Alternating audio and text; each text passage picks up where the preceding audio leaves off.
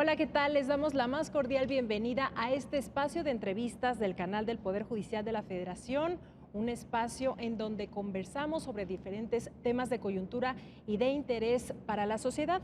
En esta ocasión recibimos con mucho gusto a la jueza Sabela Patricia Aciaín Hernández. Ella es jueza décima familiar por audiencias en el estado de Chihuahua para conversar sobre un tema muy reciente y muy importante, que es la solución de conflictos en materia familiar en el nuevo Código Nacional de Procedimientos Civiles y Familiares. ¿Qué tal, jueza? Es un gusto recibirla aquí en Justicia TV. El gusto es mío, Lorena. Gracias por abrirnos este espacio a los funcionarios, a los jueces, a las juezas, a los operadores jurisdiccionales para compartir sobre estos temas que impactan tanto en la sociedad. Un saludo a tu amable auditorio y pues vamos a entrar en materia, vamos a platicar de este Código Nacional. Así es, jueza. Recientemente, el pasado 7 de junio, se publicó ya este nuevo Código de Procedimientos Civiles y Familiares en el Diario Oficial de la Federación. Compártanos por qué es importante este código. ¿Por qué es importante? Porque homologa los sistemas procesales que se llevan a cabo en las entidades federativas, los unifica y a partir de ello, pues empezamos el tránsito a modelos de justicia en los que principios como la abreviación, concentración, inmediación son el marco en el cual se va a acceder a las personas a la justicia cotidiana. Es muy importante porque el 70% de los asuntos que se están resolviendo en el día a día en México, pues ocupan a estas materias, materia civil, materia familiar, y es la situación inmediata a la que se encuentran, en la que se encuentran inmersos niñas, niños, adolescentes, madres, padres, pues las relaciones civiles, todas estas cuestiones que forman parte del entorno diario de una persona. Y justamente para estos sectores de la población, la ciudadanía de a pie, ¿por qué tendría que ser importante este código? ¿Qué beneficios les trae? ¿Por qué es importante que conozcamos las leyes? Porque con base en la información que tenemos acerca de nuestros derechos, comienza el ejercicio de ellos y por tanto el espectro protector se amplía. ¿Y por qué es importante que las personas ejerzan sus derechos?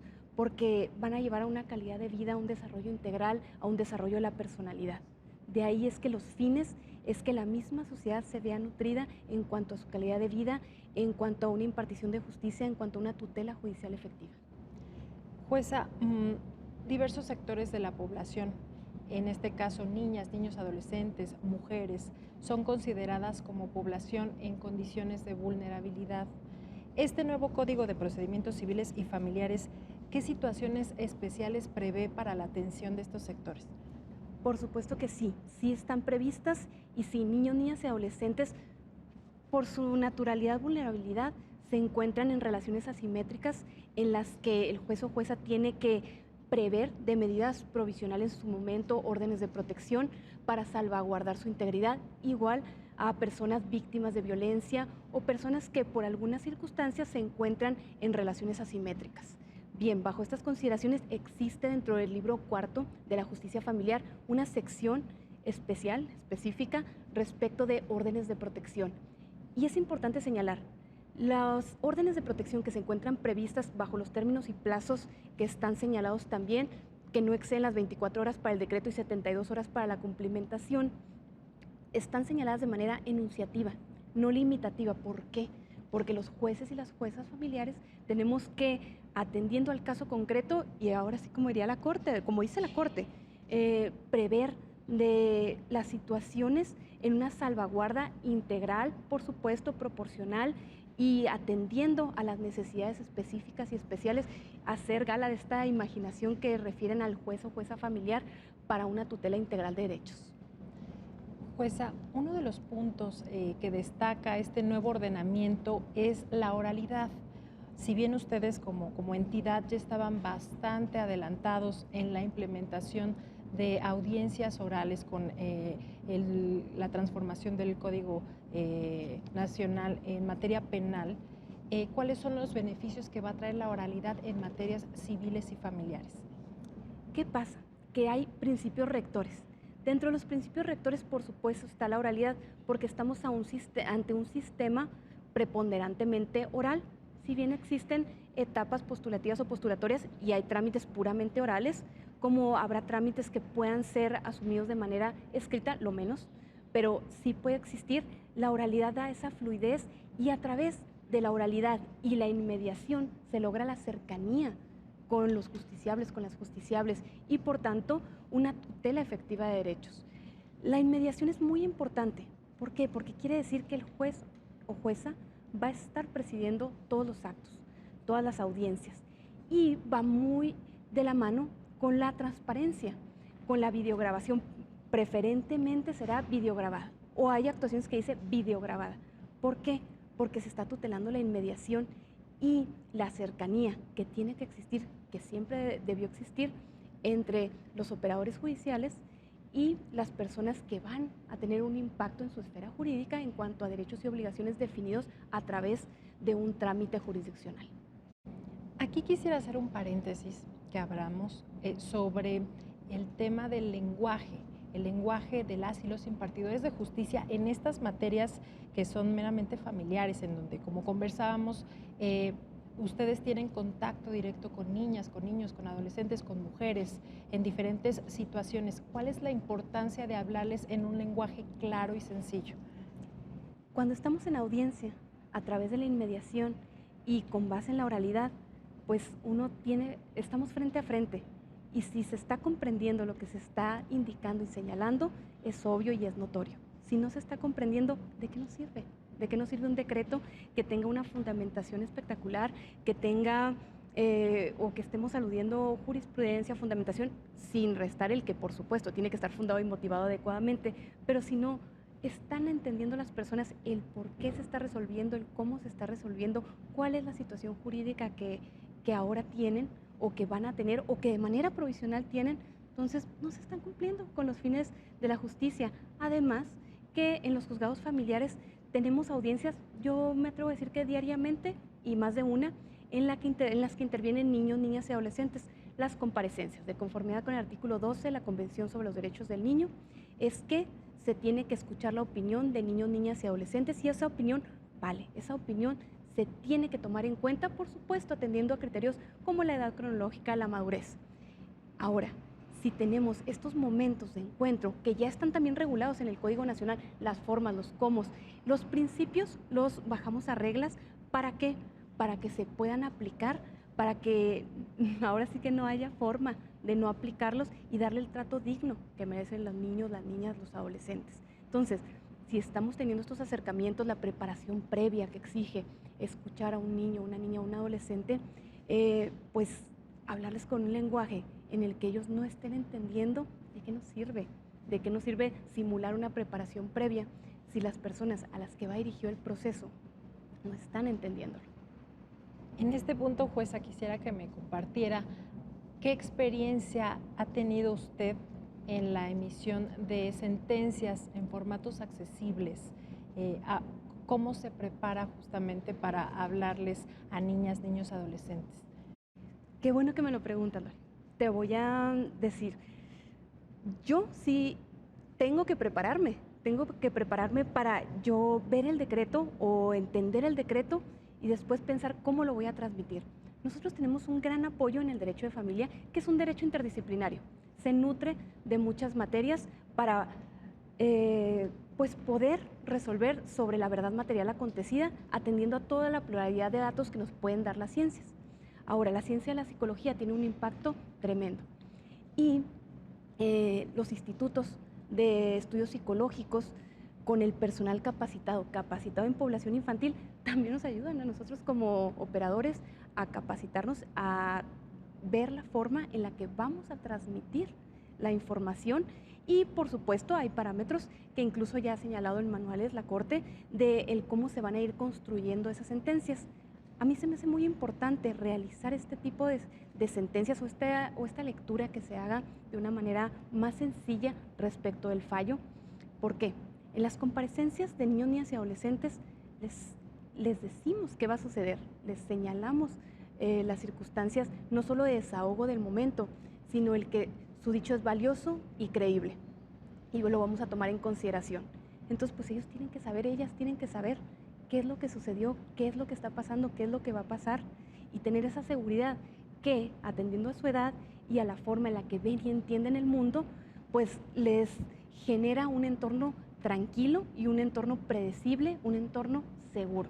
De ahí es que es importante empezar la construcción, y no solo para ello, sino pues hay ciertos trámites, personas que tienen algún tipo de discapacidad mental o intelectiva, en la que pues hay que proveer respecto de los ajustes razonables a fin de que pueda ser comprensible, pueda llegarse a un debido entendimiento de la resolución que se emitió dentro de un trámite. Así es, jueza. Y antes de que estuviera ya publicado este código, de que existiera incluso en el Congreso de la Unión las pláticas, que sabemos que se tardaron más de 5 años para aprobar este Código Nacional de Procedimientos Civiles y Familiares, ¿cómo usted, como impartidora de justicia, se allegaba de otras normas para plasmar lo que ahorita ya viene a coadyuvar la labor de ustedes en materia familiar? Bueno, el Código Nacional implica esfuerzos tremendos porque se escuchó en foros a pues prácticamente todos los estados del país, se tomaron posturas, posiciones, y para mí fue muy interesante formar parte del grupo técnico revisor. ¿Por qué? Porque me di cuenta la complejidad tremenda que tiene la formación de una iniciativa o de un proyecto legislativo. Es muy complicado porque pues, el derecho es opinable y la forma en la que se va a expresar es, por supuesto, muy opinable. De ahí es que me tocó estar en las reuniones con colectivos feministas, colectivos de protección a la infancia, colectivos de padres y madres adoptivas, de familiares de personas desaparecidas, por decir algunos ejemplos.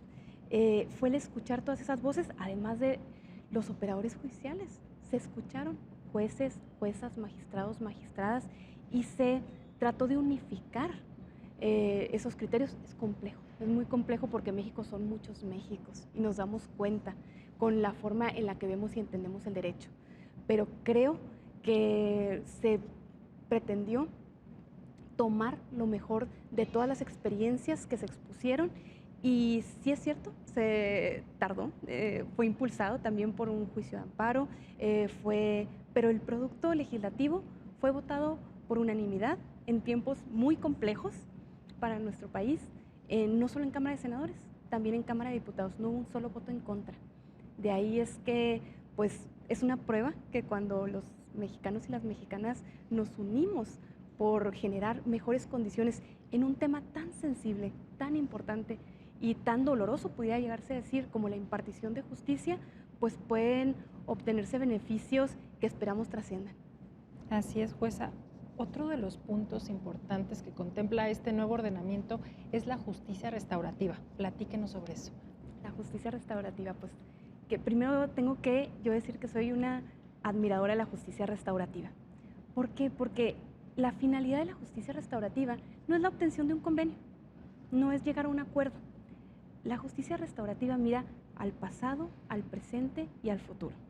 Mira a todos los miembros de la familia en su conjunto y como individuos. Y de ahí es que pues exige 3 pasos principales y muy sucintamente dichos: el reconocimiento de la existencia del conflicto, el reconocimiento de responsabilidad y la forma en la que se va a reparar. ¿Cómo vamos a reparar? Lo que llamamos estos planes de reparación integral. Trastoca muchos puntos y no se sujeta a citar a la parte actora, a la parte demandada, sino a analizar el conflicto familiar y a ver cómo las personas que se han desvinculado se van a vincular, los lazos que se han fragmentado se van a unir. Por supuesto, necesitamos ayuda interdisciplinaria, psicólogos, trabajadores sociales, viene señalado en el código, facilitadores, todos tienen que gozar de una certificación. ¿Por qué? Porque son cuestiones muy sensibles. La justicia restaurativa está pensada para casos complejos. Y pues yo tuve la fortuna de que en el juzgado al cual yo estoy adscrita, se iniciara el plan piloto de justicia restaurativa. Vi los beneficios de la justicia restaurativa, no vi un asunto que no siendo la finalidad, pero que no terminara en un convenio o incluso en un desistimiento. ¿Por qué? porque los procedimientos familiares pueden ser eternos, pueden haber incidentes, pueden haber modificaciones, esta relatividad en cuanto a la cosa juzgada. Pero si nosotros cambiamos la forma en la que estamos asumiendo el conflicto, es que podemos prever los caminos y las formas necesarias para, pues, reunificar los vínculos familiares y entender cómo podemos caminar todos de la mano, y que los justiciables, las justiciables, al lado de los psicólogos y las psicólogas, nos den las pautas a jueces y juezas, incluso para suspender el procedimiento únicamente por 3 meses y a solicitud de las partes, con la reanudación inmediata para el caso de que alguien lo solicite, o bien que falte a las sesiones, con el que se examine la viabilidad de los círculos de diálogo restaurativos, o bien que se examine la viabilidad de las personas que se encuentran inmersos en un proceso de justicia restaurativa. La justicia restaurativa puede venir en un convenio que va a tener categoría de cosa juzgada y por tanto que va a resolver de acuerdo sí, pero estrictamente al caso concreto, al choque de emociones, derechos y obligaciones, apegos y sentimientos, una situación familiar. Jueza, en este punto creo que es importante hablar que este nuevo Código de Procedimientos Civiles y Familiares, este Código Nacional, se va a cruzar con la iniciativa de Ley General de Mecanismos Alternativos de Solución de Controversias, justamente para esto que nos hablaba, que también empata con la justicia restaurativa. ¿De qué manera se van a combinar estos dos ordenamientos para brindar una justicia más efectiva, más rápida y que se solucione en acuerdos, incluso prejudiciales? Claro. Estamos hablando de algo de una casualidad que no es casualidad. ¿Por qué? Porque la justicia, el sistema por audiencias, la justicia preponderantemente oral, pues exige muchas cuestiones de infraestructura, de capacitación, muchas cuestiones que hay que cambiar, que hay que modificar, y hay estados en los que no existen estas bases. Entonces, ¿cómo vamos a no saturar también a los órganos jurisdiccionales y ofrecer este acceso a la justicia que también se encuentra elevado a derecho fundamental, a derecho humano en el artículo 17, mediante la implementación de mecanismos alternos a la solución de conflictos, mediante una ley general y la armonización de las leyes estatales a esta ley general, donde se va a prever la forma en la que se va a implementar conciliación, mediación, arbitraje, justicia restaurativa y todos estos procedimientos que no me gusta decir auxiliares, sino que concomitantemente con un proceso jurisdiccional, o bien en lugar o en vez de un proceso jurisdiccional, va a resolver de manera integral la situación de las personas que se encuentran inmersas en un conflicto. Así es, jueza. Para ir cerrando un poco esta charla, quisiera que nos compartiera en este momento que está de muy reciente publicación este nuevo Código Nacional, cuáles serían los principales retos para la correcta implementación en cada congreso del país de esta normativa. Bueno, un reto muy importante creo que es la capacitación. Y la capacitación entendiendo que no estamos ante la copia de la oralidad penal, sino que la materia familiar, la materia civil son distintas, son diferentes, tienen sus matices, y el principio publicístico que se encuentra maximizado en materia familiar, un principio dispositivo que se encuentra más encaminado a la materia civil. De ahí es que la capacitación, pero con estas especificaciones, cuestiones especiales, específicas, que atañen a cada materia, es un reto para nosotros como operadores judiciales, pero también para que conjuntamente asumamos esta capacitación con los foros privados, con las barras de abogados, con los colegios. ¿Por qué? Porque juntos vamos a operar este nuevo sistema. Ahora, vienen cuestiones de justicia digital, es costoso, y pues eso implica el desarrollo de sistemas electrónicos que en un principio pues será una gran inversión y dará frutos. Esta pandemia, si algo nos dejó, es el acceso a los medios electrónicos, las audiencias por videoconferencia, las notificaciones por correo electrónico, todas estas cuestiones que implican un avance y un acceso, de nueva cuenta, el acceso a la justicia. Ahora, también es la infraestructura. ¿Qué esperamos? Que las audiencias sean videograbadas, y por tanto, pues es desde equipos de cámaras, micrófonos, las salas especializadas para población infantil, la sala de juicio, todas estas cuestiones que hay que construir y realmente, literalmente construir. Entonces, Se prevé la vacatio legis de 4 años, con independencia de que pueda existir una declaratoria de incorporación si el Estado, la entidad, considera que ya está en el camino o que hay viabilidad para la implementación o la vigencia anticipada, por decir anticipada. Así es, jueza, ¿cuál sería el llamado, ya para finalizar, para que se escuche la voz, para que los congresos locales, al hacer estas armonizaciones del Código Nacional de Procedimientos Civiles y Familiares, escuchen la voz de las y los impartidores de justicia que justamente se enfrentan día a día con estos retos para la correcta impartición de justicia? Pues bueno, yo creo que se previó perfectamente este engranaje en los transitorios, porque la solicitud, por ejemplo, de declaratoria anticipada, la tiene que realizar el Poder Judicial. El Poder Judicial se lo tiene que solicitar al Congreso. Entonces, pues se empiezan a estrechar los vínculos de colaboración entre los poderes para la debida implementación. Y si el Poder Judicial considera que ya están en las vías o ya, simplemente ya están listos para ingresar o para que esté vigente este Código Nacional, pues bueno, es la coordinación que se establezca con los congresos de los estados. Creo que sí se prevé muy adecuadamente dentro de los 20 transitorios, hay los transitorios especiales y pues las vigencias anticipadas ya para ciertos trámites que tal vez tengamos oportunidad de platicarlo después.